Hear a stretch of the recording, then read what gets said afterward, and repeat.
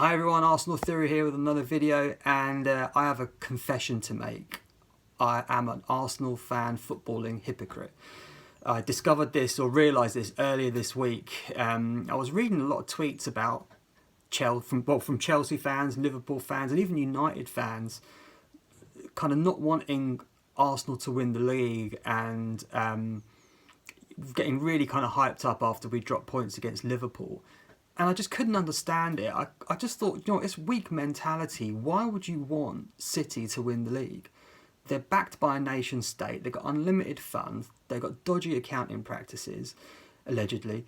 And surely you'd want Arsenal, who are doing it the right way, youth players coming through the system, a lot of English players in there as well, young manager, experienced players stepping up to the plate, a way of doing it that's actually could be repeated by those clubs. Liverpool could copy it.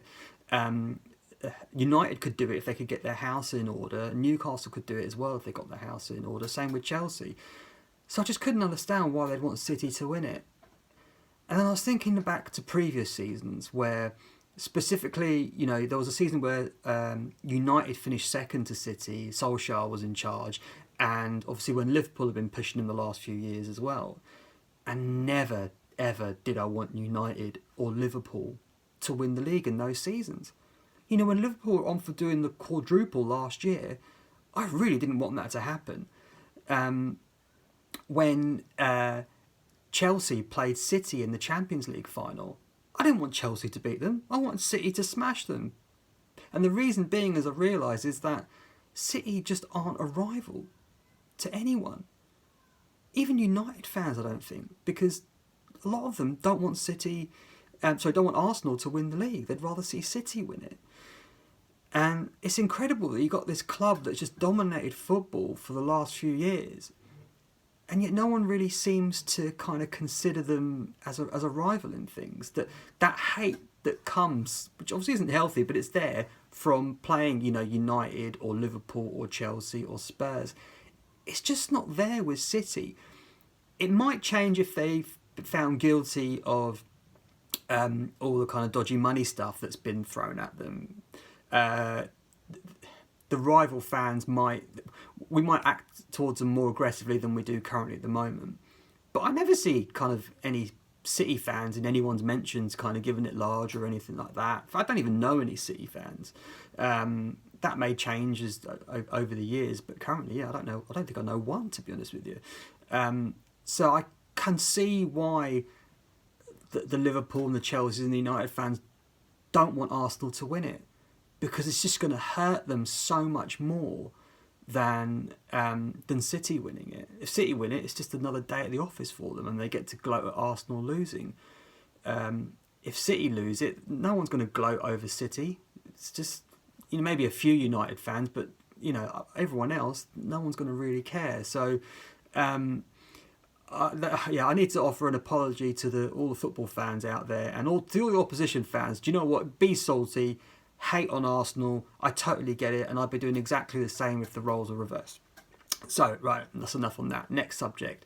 Man City are playing Leicester later on today, and I had a friend of mine, Roland, who was kind of trying to convince me that Leicester could have some kind of new manager bounce, because we've got Dean Smith in charge, had the players for a week, and there have been lots of examples, typically involving Arsenal, unfortunately, where a new manager has come into a club and just managed to G up the players, just get a bit more out of them, get them to run faster, be more clinical up front, just G them up a lot more, add some confidence into them. But I really don't see that happening today, to be honest with you. I think if anything happens with Leicester getting a result, I think it's more likely because there are players there that are looking for a move. So like Maddison, Tielemans, and they're going to be in the shop window. And what better way to add a few noughts onto your wage packet with a new club than to do some worldly performance at the Etihad? So in the slim chance that something does happen, I think it's probably more likely down to that. But let's wait and see. I fully expect City to just smash them 4-5, 6-0, to be honest with you. So I probably won't watch it. I'll just tune in and see what the result is. And hopefully there's a nice surprise for me. But there probably won't be. So obviously Arsenal, we have got West Ham at the Olympic Stadium tomorrow.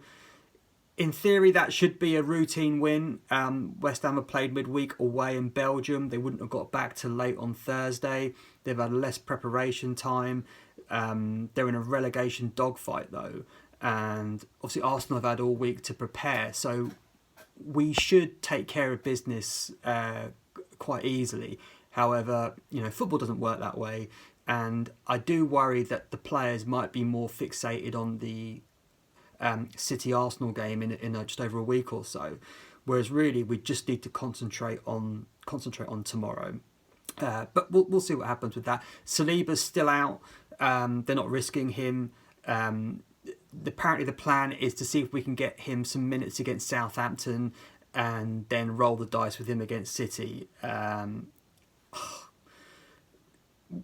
Mikel Arteta does not have a good record when it comes to gambling players playing when they've not played much. They typically end up injured. Last season he did that with Thomas Partey, he did that with Tomiyasu, and it killed us. And I understand why he's looking to take the risk with Saliba, but well, I'm glad I'm not making that decision. We'll have to just see what happens. We have rolled the dice on this before and it has worked out for us. I think it was against Chelsea in FA Cup final. Per Mertesacker came in, partnered Rob Holding. Mertesacker had been out and hadn't played for quite a while, and it was his first game back. And he was majestic that day. He was incredible. Rob Holding had Diego Costa in his pocket and we won the cup, and it was incredible. But like I said, each time Arteta makes those kinds of gambles, just seems to backfire. But the thing is, he seems to be a risk taker, so I wouldn't be surprised if he does roll the dice in it.